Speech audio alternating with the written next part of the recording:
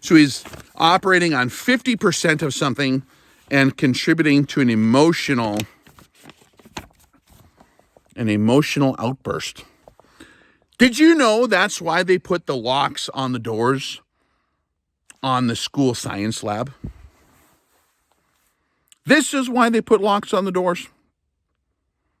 So that first graders or teenagers that are acting like first graders don't randomly dig through the closet, pour acid into their eyeballs, light themselves on fire, mix the wrong shit together and poison the whole building, light the school on fire. This is why they put locks on the lab. Only the professor goes into the lab or the teacher goes in the lab, supervising higher, like more close to adult adolescents. People that actually want to learn the science. If you don't want to learn the science, you do not get to play in the science lab. That's why. And I don't know. I'm not trying to be mean, but like guys who are into long-range precision shooting talking about putting your pee-pee in the barrel and emotionally getting bent out of shape about different lubrications because they don't like the guy who presented it. That should be maybe a little bit concerning because those are dangerous tools. Would you want that kid running around with a nail gun? I wouldn't want that dude running around with a nail gun. Would you? Just a question.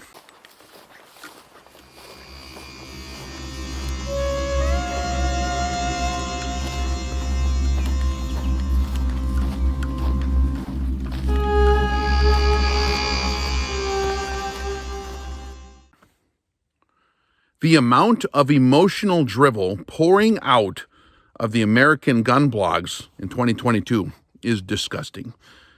Hey guys, Rex here.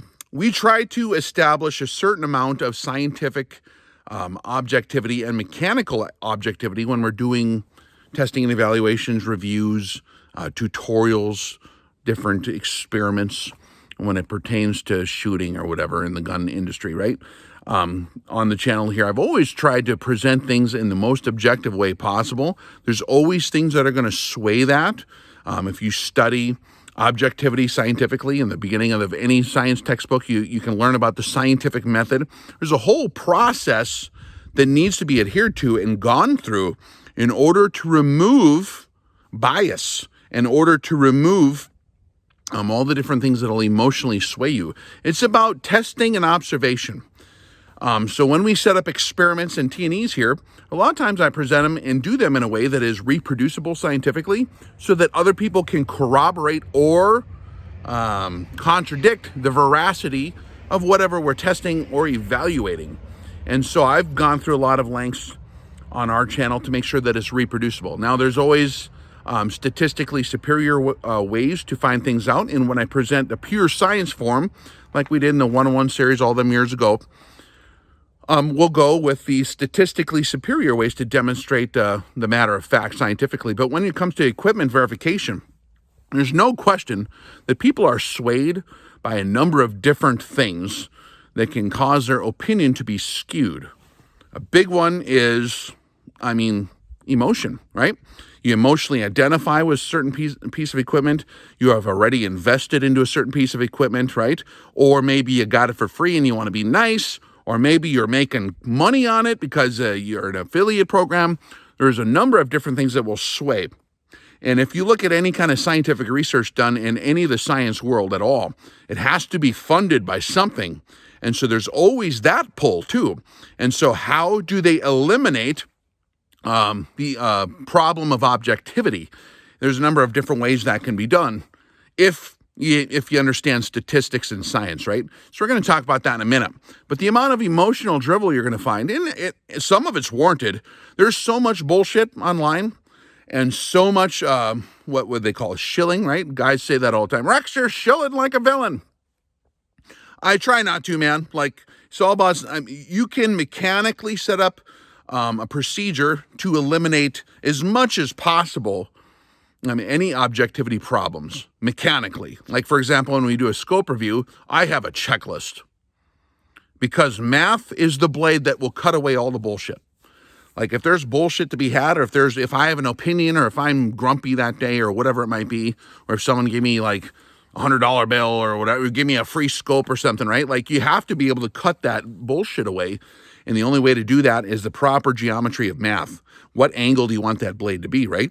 And so you have to set up your experiment in a way to where you have a checklist where you actually quantify things in terms of numbers, and where you set it up mechanically in a way to where like it's reproducible, and like you cut down on the slop factor so much that other people can reproduce it and get the exact same numbers. And you invite people to try to reproduce those results or contradict them, okay? Because science is about, observation and sharing those results and refining it, because the main motive here, the stated motive, right, and what I'm trying to accomplish is to advance the industry to provide better long-range equipment when I'm doing reviews. The main motive of the channel is totally different, okay? The main motive of the channel has nothing to do with long-range shooting, even when I'm doing long-range shooting. Totally different motive there. My motive is making men into better archers on more plane than just one, not just mechanically, okay? It starts off with being a man, right? So that's the primary focus of our channel. That's where I'm centered. But when you're doing testing and evaluations, right, of different equipment, the focus there has always been to refine and provide honest input into the industry. And so we're going to let me find I got a scientific method here for you. Show you how this works. Because, man, there is a lot of emotion, and there is a lot of hype that happens, and you can definitely tell when you see it. Here's how you know what you're dealing with. Scientific method, okay? Before you communicate the results, if you're doing the scientific method, you go through this process any number of times until you get to communicate results, okay? Or you might get all the way down here and then have to come up this way. It's a process. In many cases, when I'm doing this, it takes years to get through the process, years. T&Es will often, I've done stuff that was 5 years long just for a T&E on the equipment. The equipment is obsolete by the time I get to the point. Why is that, Rex? You need to hurry up so you can make more money. My objective is never to make more money, although that's fine. My objective is to demonstrate a system of testing and evaluation, to demonstrate a system of how to do that, because there's metaphors and wisdom there that you can apply to your life. People are emotional when they identify with kit, which to me is ridiculous. And when you see it in the blogs, when guys get angry in a firearms blog arguing about, prisms versus LPVOs, and they're like having a debate over that, that tells me, as a guy who's been around for more than 5 minutes, these guys never got past the first Goomba on Mario Brothers 1. Mario Brothers, there's a little Goomba, and you got to jump over him and squish him and then get the mushroom, and they've never gotten past that. Why? Because they're still emoting over tools. It's a tool, man. And you can emote over tools one way or the other. You do need these tools, or you don't need these tools, or here's my hammer. Look at this gun. Like, being emotional about tools is indicative of adolescence. I've talked about this many times. We have to talk about the alternative methods, though, because I'm not just going to complain. I'm going to give you the solutions too, right? So there's ways you can set up your experimental design, and there's ways to check to see whether or not that experimental design is biased, or like how biased is it? You can quantify that. Here's an example. I wrote this for you this morning here. You can do statistics. Did you know that I actually beat the Asian kids in my class when I went to college for statistics? In the statistics part of the class, I did science. So like statistics are powerful. You can quantify, like with a value, what's the K value? Like you can quantify how biased you are, and you can set up your scientific design and the way you set up the experiment to eliminate that. And there's mechanical controls to do that. There's other ways to make it reproducible and invite others in a way that makes it honest to confirm or deny or corroborate or whatever the veracity of your observations. Measurement and quantification are like the giant things. Numbers are the blade of the math. It's the math that cuts through the bullshit. So like when you see a blog, hey, this cat wants to climb up here and drink my coffee. When you see in a blog people getting emotional or hating and doing that kind of stuff, what does that tell you? Here's my question. What are their scientific observations versus someone else's? Let me give you some examples. This is going to be funny. Like normally I don't pay attention because like it doesn't even hit my radar. I'm looking for actual, that's just like the chaff that blows away in the wind when I'm sifting through. If I God forbid I ever get stuck in a firearms blog, I'm looking for actual quantified values. And then I'll look in a paragraph where in this different ways you can do it informally of what the guy did. What's his methods and materials? Anyone who understands scientific process or reading and writing of how results are portrayed can understand. That's why I like certain guys. Like Frank does a good job. Gail did a good job. A lot of others do good jobs when they present their information, right? They just give you the facts. They don't give you a bunch of how they feel, because how you feel about a product, for God's sakes, how you feel about it, good, bad, or ugly, has nothing to do with it. It is what it is. So here's one. For example, scope reviews, right? And I'll just use this as an example because you're probably familiar with some of the stuff we've done. So here's a comment I got on a scope review, and how someone could be emotional over a telescope is beyond me. Can you imagine, by the way, before we start, can you imagine a bunch of astronomers trying to log like a near Earth object? They're like, see a comet, and they're like going to go and like measure it with the little reticle and the scope or whatever they do. I don't know. They go up to the observatory, team of scientists to like, check out this comet. Wow, this telescope has like brass fittings and it's not as smooth as our telescope. I don't know why you don't use that kind of scope. I don't know, like this program here, like that's not how a professional sets up their computer. I set mine up like this to the left because it's quicker and I can grab my coffee when I'm looking at the comet, measuring it quicker. I don't know, what program are you using for the, measuring it or whatever? Like, where is your dad here? Like, did you lose your parents? Like, are you one of the kids of this? You look really old to be a kid. What the hell are you doing here? Telescope, my telescope's better. Like, an astronomer's not going to even be on that plane. They're going to look through the damn telescope and measure stuff. They'll make it work. If you're an astronomer, you'll figure it out. Okay, so here's a comment on a blog, firearms blog. The Arkin SH4, yep, I talk about that scope a lot. It's a good value, really good value. That's why I talk about it so much for you guys, because right now that's a good option. According to scientific numbers that I have, you can contradict it. Okay, this guy's contradicting my conclusion and the conclusion of like hundreds of other guys, right? The Arkin SH4 smells like pure marketing blitz. Be very cautious. Seems to me, and I apologize for this is pretty good. Seems to me Rex be sucking on some King Pow PP with his tracking tests. Just plain hype, that's all. So the methods and materials of this guy's contradiction to the scientific results, because like here's a presentation of the tracking graduation precision, graphically and numerically, that I do. Is just one of hundreds of checkpoints that I check off when I do a testing, a T&E on an optic.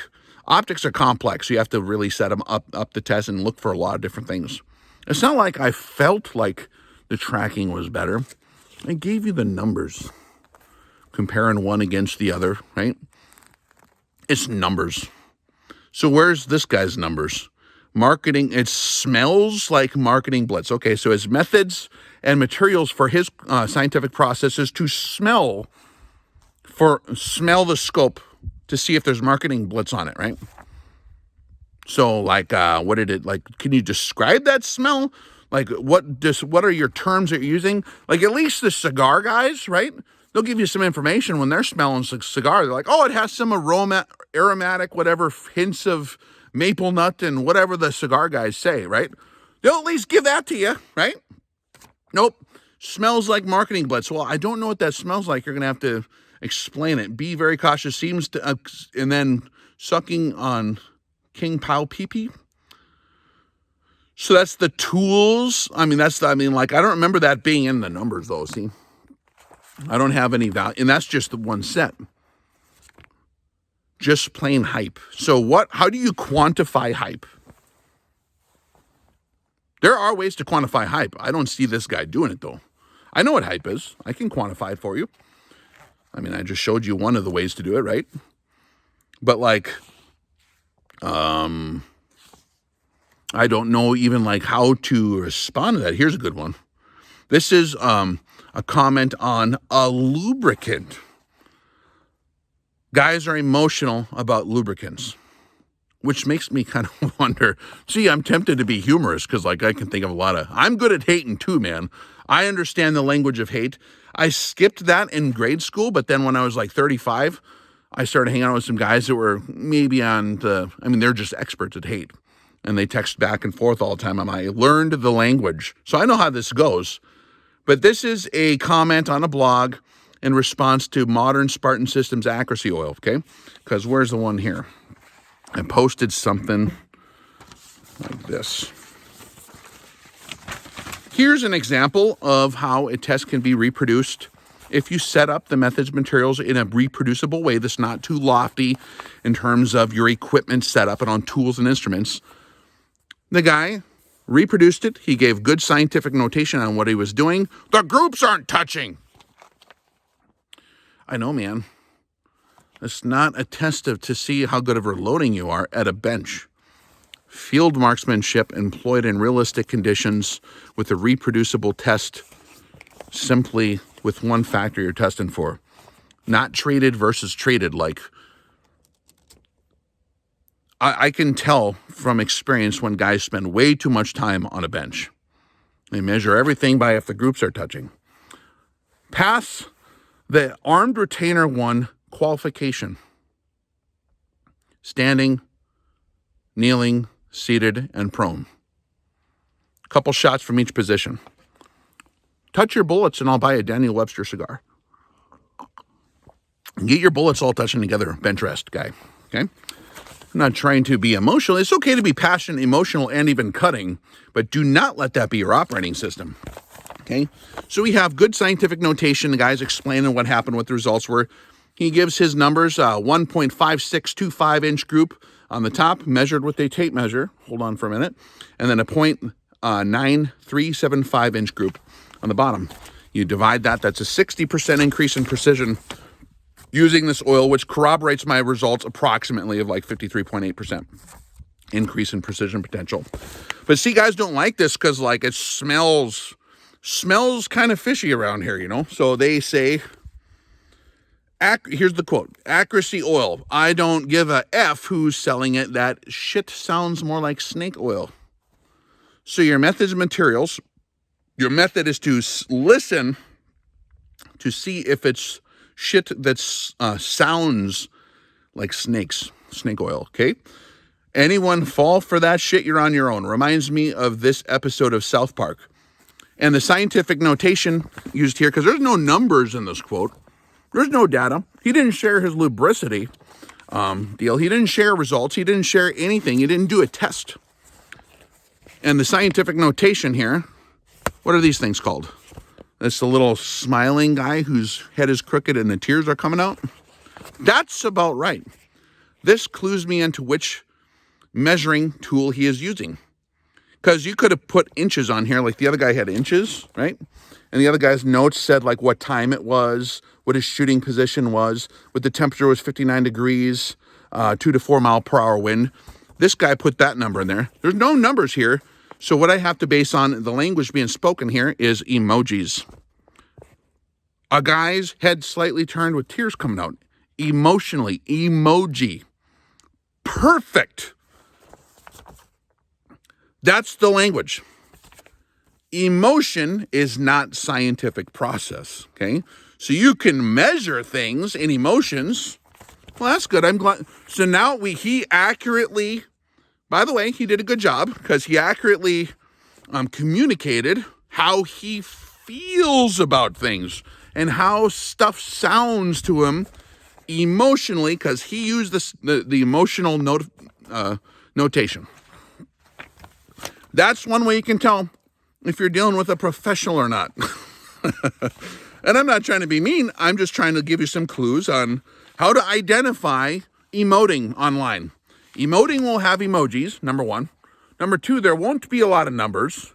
Number three, it'll usually be pretty short and a lot of references to themselves in the deal, because it's about them and how they feel. Self-centered type analysis, right? Okay, here's a good one. Maybe you guys read it when I hold it up here. In response to another one of the, I don't know why guys get emotional over lubrication. Unless I get creative and think of a reason, but like, in response to a modern Spartan system accuracy oil, the same stuff I'm just talking about, I'm sorry. Maybe I'll have to edit this out for YouTube. I don't know. Don't let your kids listen to this maybe. If Rex sticks his in the barrel and blows the load, would you try it? And then a guy responding to that comment says, I have no doubt that your mom would be the first in line, just saying. And then the other guy writes, in response to the accuracy oil review or whatever I did, the T&E, right? I've only ever watched, so here we go. Here's some of the research, because in a scientific paper, you present your research a little bit. You at least explain what you looked at. I've only ever watched half of one Rex's video. How anyone makes it to the end is beyond me. 3 minutes of information stretched into 30 minutes of rambling. Thank you for quantifying something. The only numbers here that I have tell me how little of the video they watched. That gives me enough context to understand very well. Now I can extract a lot from any kind of numerical value, because I'm a guy that reads science. I also did a lot of engineering where you have to like investigate and figure out what's going on with poorly written notes. And if I see that that's like, I've only, 3 minutes of information stretched into 30 minutes, and he give you a fraction or half of a video. So he's operating on 50% of something and contributing to an emotional outburst. Did you know that's why they put the locks on the doors on the school science lab? This is why they put locks on the doors. So that first graders or teenagers that are acting like first graders don't randomly dig through the closet, pour acid into their eyeballs, light themselves on fire, mix the wrong shit together and poison the whole building, light the school on fire. This is why they put locks on the lab. Only the professor goes into the lab, or the teacher goes in the lab, supervising higher, like more close to adult adolescents. People that actually want to learn the science. If you don't want to learn the science, you do not get to play in the science lab. That's why. And I don't know. I'm not trying to be mean, but like guys who are into long-range precision shooting talking about putting your pee-pee in the barrel and emotionally getting bent out of shape about different lubrications because they don't like the guy who presented it.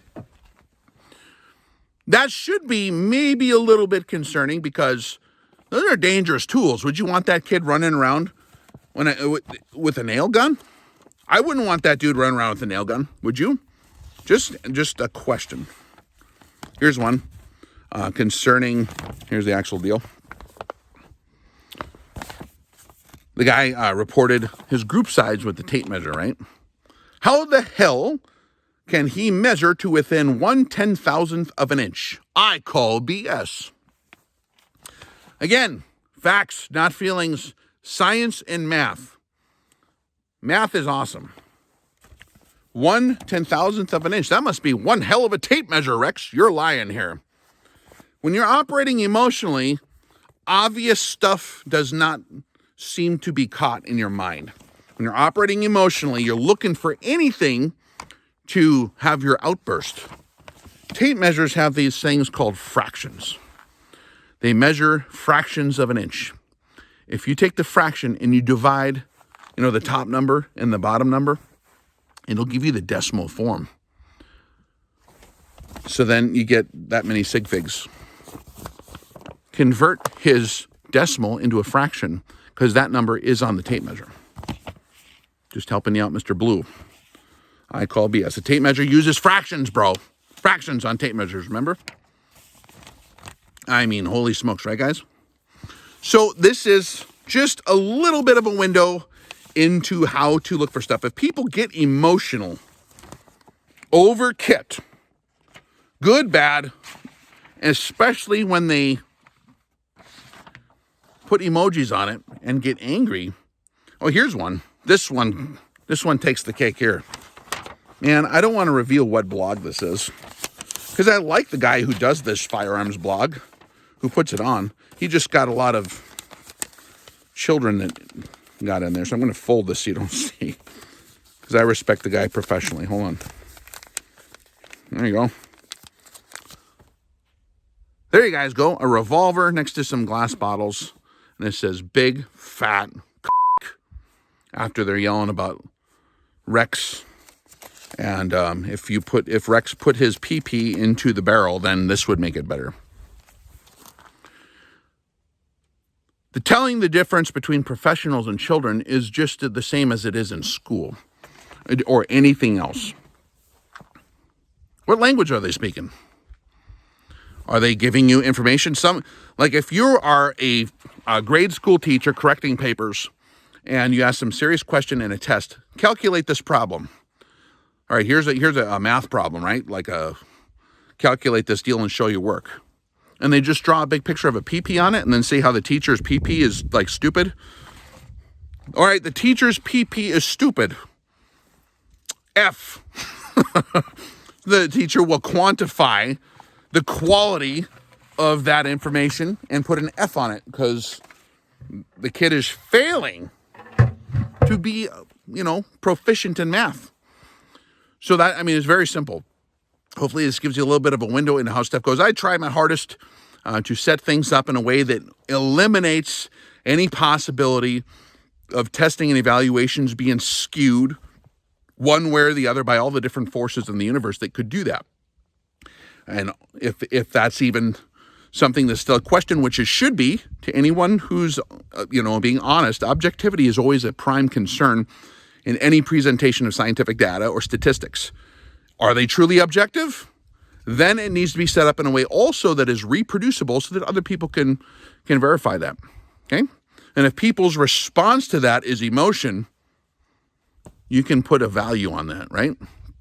You can numerically put a value on it and understand if that's something you need to concern yourself with or not. So if you're looking for information on whatever it is, find the professionals and you can skip past the other stuff. Don't get sucked into the vortex, if you will, right? The vortex of the bullshit online. The blogs are full of trash and children. And you can try to set them straight, but I'm telling you, I don't know. Or you can use them like I'm using them now as a metaphorical pop-up target for you guys, right? It's pop-up targets. I don't despise the trolls. I understand they're just adolescents. Some of them are acting like 14-year-old girls and they're a 50-year-old dude. They're a 50-year-old bearded dude identifying as a 14-year-old girl. Or vice versa, right? Like it's not any kind of deal that even comes up on our radar because I'm busy like doing checklists and trying to figure out the actual mathematical quantification of how stuff works or doesn't work, or trying to train people in the real dope. That's what we do on the Patreon channel, man. If you want to see the methods and materials for the optics reviews or anything else we do, or if you want to see some of the write-ups I've done for the lubrication test or any of the other stuff we've done, or discussion on that, or ranting on these things, because it's good to be passionate and it's good to be emotional. I'm not saying to be a robot. I'm saying don't let it screw up your operating system. Little kids and little girls operate on emotion. Men operate on greater things. Okay? They operate on truth and reality. Men should. And if you like that kind of stuff, come join us on Patreon. We got a lot more over there on that. Almost every day we're doing videos like this over there.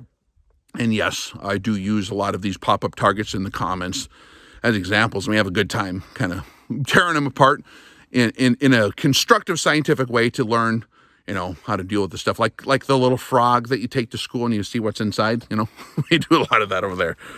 So check it out. Also, if you're okay with Rex being a capitalist, I'll share the links below. Yeah, I try to support it. Every different operation has to be funded by something, right? And it's a communist idea to expect others to work for free. So if you want to support the operation, join Patreon, explore the links. I'll give you the best deals that I could find in the last 10 years on different shooting specific equipment below. Check them out, buy the stuff if you want to support me and also have good deals on whatever. And if not, that's fine. Leave your emojis below and we'll examine them. Bless you guys. Thank you for your attention. Have a good day.